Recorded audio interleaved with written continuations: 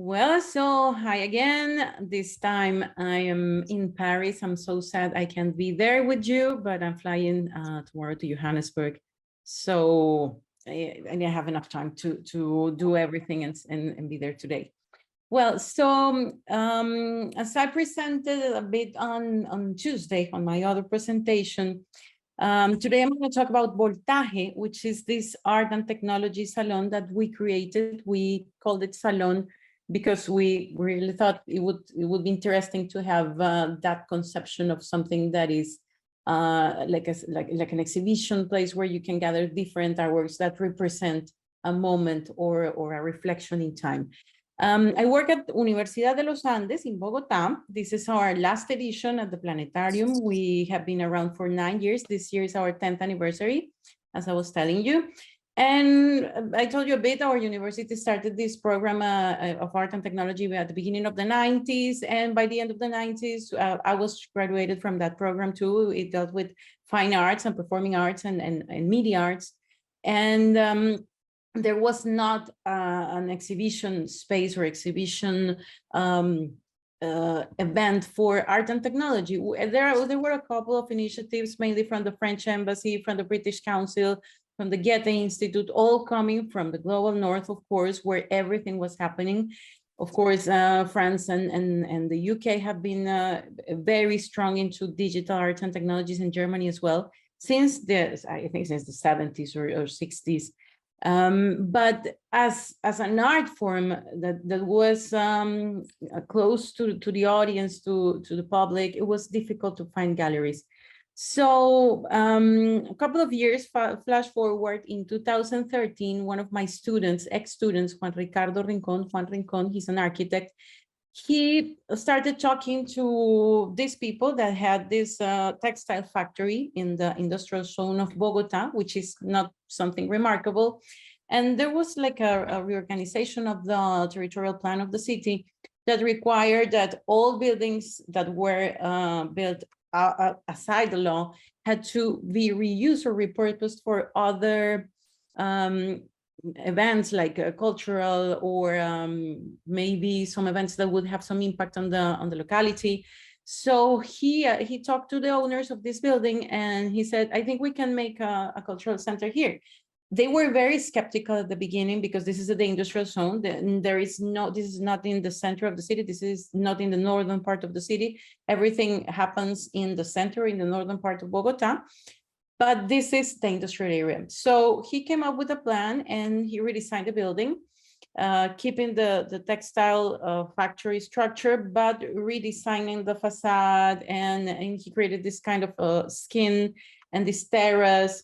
And this is how Textura was born. We were allowed to work here for 5 years. Then it was rented to a call center that usually made profit. We didn't, of course, and we got kicked out of that beautiful place. But we started here for 5 years. We worked here, and every time there was some intervention that we would do inside the factory, rethinking the way machines and technology and the audience could inhabit this space for a couple of days. Our exhibition only runs for 3 days. It's very difficult. It's very expensive to produce art and technology events because you have to rent equipment, you have to find artists, you have to rent many things, you have to construct, you have to produce, you have to upscale some projects, and it's not profitable. The subtitle of this conference is Art as an Experience, not as an object, because that's what we try to do. We try to create these spaces. This is the second place that we moved into. This is an abandoned hospital that is called San Juan de Dios. It's a hospital that was built in the 1500s. Then it had some other buildings built in the 1700s, 1900s. And we actually, Voltaje was at the nunnery. And this was built in the 19th century and the beginning of the 20th century. It was abandoned. And some people said it's haunted. Well, we saw strange things, but we don't know if it was because of the projections or what. But it was a fun place to work inside. So this is the other part of the building, very French architecture, of course, and this is the outside of the building. So each time we worked here for 2 years.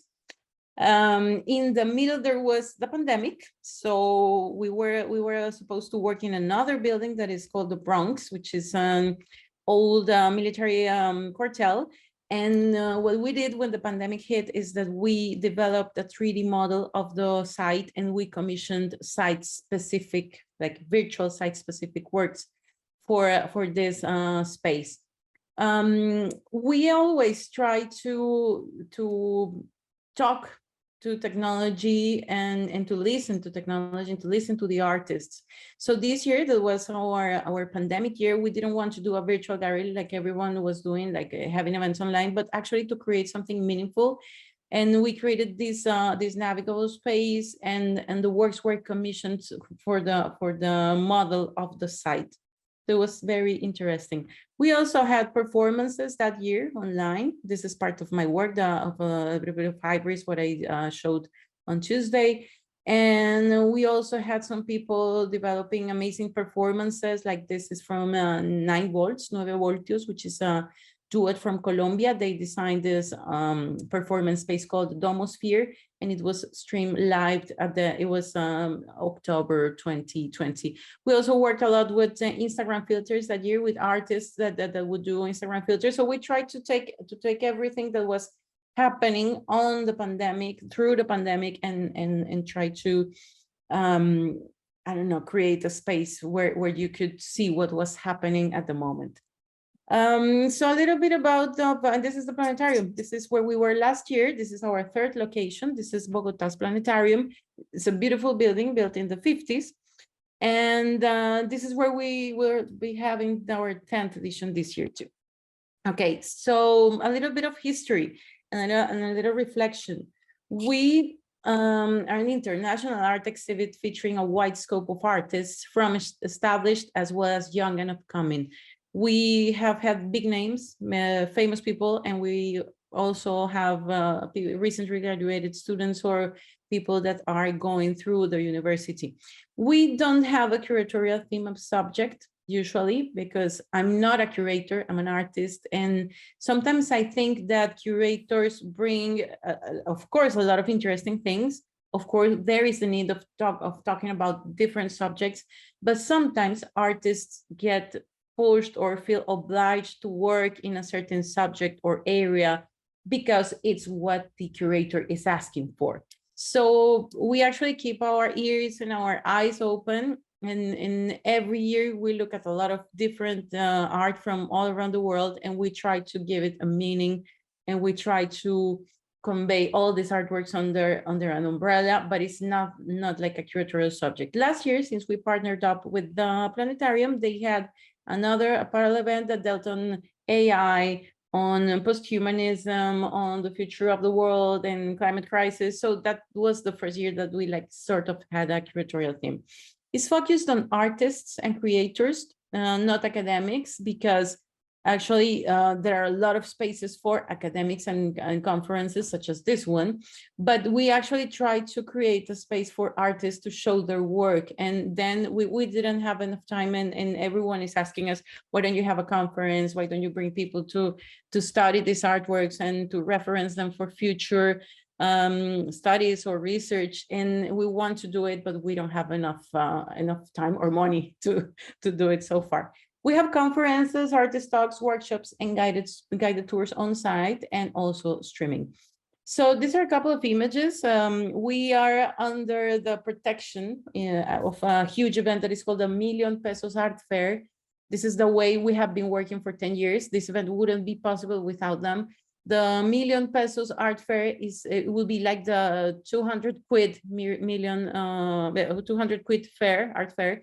And it's a fair that gives place for young artists or artists that don't have a gallery or actual representation to sell their work for around 200 quid. So it's a massive event that gets a lot of funding from private enterprises, from different organizations. And we are the Universidad de los Andes, Fundación Telefónica also funds our projects, and we have a lot of support from the French embassy, the Spanish embassy, and the government of the city of Bogota. Of course, we don't produce money. We create a space where people can come and interact. These are a couple of artists that have been present in Voltaje for the last couple of years. We work with robotics, live and expanded cinema, high tech versus low tech. I was telling you on Tuesday that we are a country that doesn't produce technology. We recycle, we reuse, we take what we can. That happens across the global south. So we have to be very creative sometimes, and we find also artists that are creative and are reusing technology. We are into interactive art, performance, in interactive installations, data, and other forms of visualization, sound art, new architectures, etc. Name it. If it's there, we will showcase it in any way. We don't show many video, like single channel video, because that's like another different area. Some of our subjects, of course, politics, gender, memory and death, reuse, obsolescence, nature, abstraction, science. And I'm going to give you a couple of examples. Robotics, this is Juan Melo. He's an artist from Cali, Colombia. He developed this line of robots that are called Technologicus Precarius, which of course are very precarious, but that's the interesting thing. He said he always wanted to, when he was a kid, he wanted to be an astronaut and go to NASA. And he said, well, build robotics. And he said, I can do it with whatever I have around. So he built this kind of robots that have very distinctive personalities and that have to move around, taking care of those plants that are on top of them. So they search for light, and he builds like an environment for them. But of course, we have had other kinds of robots. This is Mariela Yeregui from Argentina.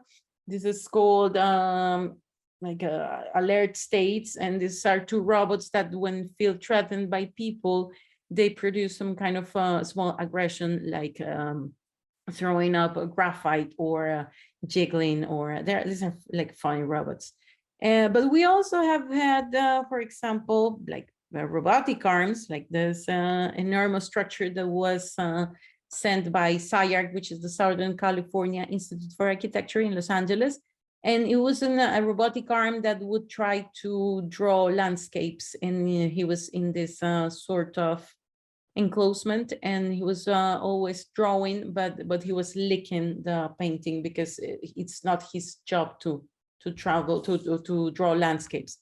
We also have had, for example, Patrick Tresset, which is French, and he makes this amazing machines like portrait robots or portraitist robots. This is called Paul. Is an artist that draws your portrait in 30 minutes or so, and you have to sit and pose there for half an hour, and he's going to draw your portrait, and at the end he signs the portrait that he makes. It's an interesting reflection on authorship and time and the image, of course. We also have had interactive installations, many of them. This is Fala by Rajane Cantoni and Leonardo Crescenti from Brazil. It's a beautiful installation where you get to talk on a microphone and you can say a word in any language. If you say love, for example, all these old cell phones would speak and talk back to you in different languages, telling you what love is and how is it said in other different languages. This is Laura Colmenares. This is a Colombian artist living in Belgium. She works a lot with water, fracking, compositing, and matte painting.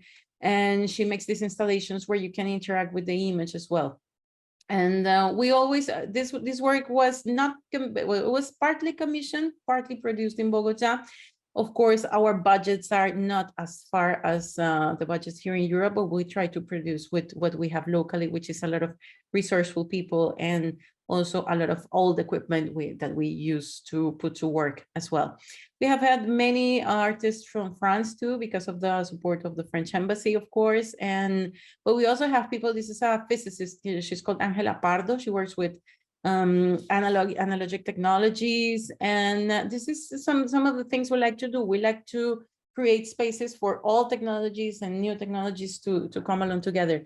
This is Andres de Negri, an Argentinian artist. He works a lot with old projectors that are hacked in order to burn film, and he creates like these giant loops with pipes and film that are also screens, and he talks about politics and power in Argentina and the regimes and all of that. And these are many installations. This is Carlos Abadini from Colombia. It's her family album, and it's a thermoreactive paper. And when the table cools down, you get to see the picture. When it hits up, they all disappear. So it's called Recordatio. It's about memory. And we also have people working with sound art. We also have people working with interactive installations that are available for the audience to interact with. We also have had a lot of scientists coming to work with us. This is Jean-Marc Nomas. He's the director of the Institute of Research for the Dynamic of Fluids in l'École Polytechnique here in Paris. And he has created amazing installations from the scientific point of view too.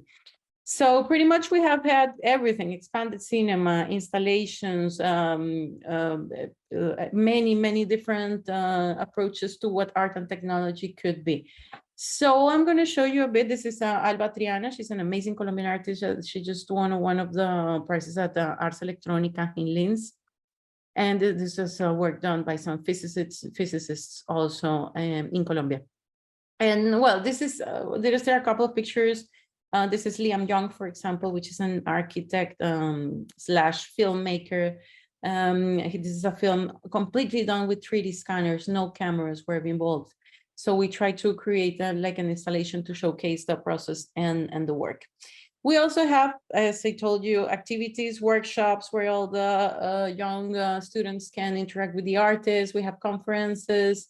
And we also have a program with public schools, people that don't, I mean, in Colombia, you have the public and the private education, and the public education is very scarce and it's very challenged. So we always have a program for public schools to come and talk to the artists, and we give them workshops, and we try to give them an approach to what technology is.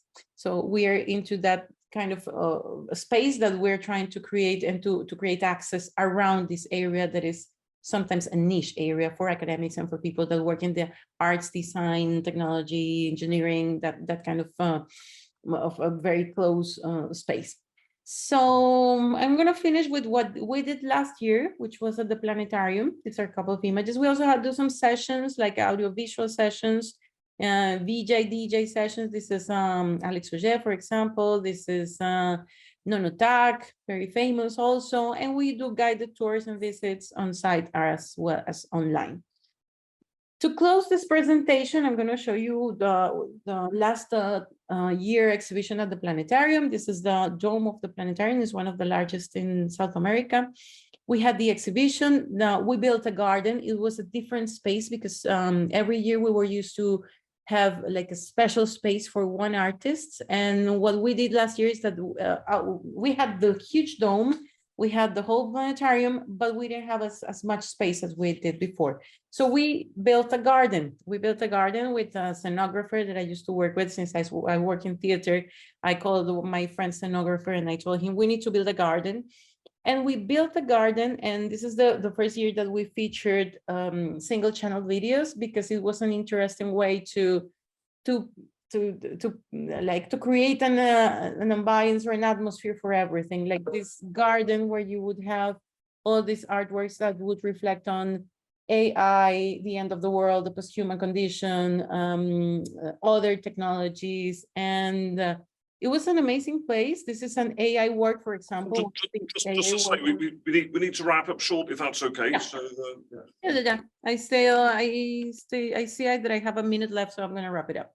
Okay. So this is, for example, this is an AI work that was done in the Amazon River by Álvaro Rodríguez, which is a Colombian artist. He built a special system where you could see something that is called the flying rivers. This is a huge current that goes through the Amazon and that we cannot see, but it can be represented with data. So this is Marcos Kay from the UK, actually. He's an artist that is based in London. And these are some views from the garden. And we also had This is a machine that would draw Martian landscapes in real time with raspberries connected to NASA satellites. And these are the kids from the public schools looking at the drawings of Mars. And this is a little bit of what we did last year. And I'm going to finish with some stills of the performances that we had at the planetarium. This is the space before the garden, and of course we did everything we could to make it work. And this is what we did in the dome. We had projections and we had live sessions, like people playing live music and projecting huge images, wonderful images in the dome. So our open call is open. It's voltaje.co. That's the address. If you look for us also on Instagram, you will find Voltaje. Could you put that into the chat so that we have that address? Sure, I will write on them. So we are open for a month, and if you know any artists or performers or people that would like to come, please let us know. And thank you for your time.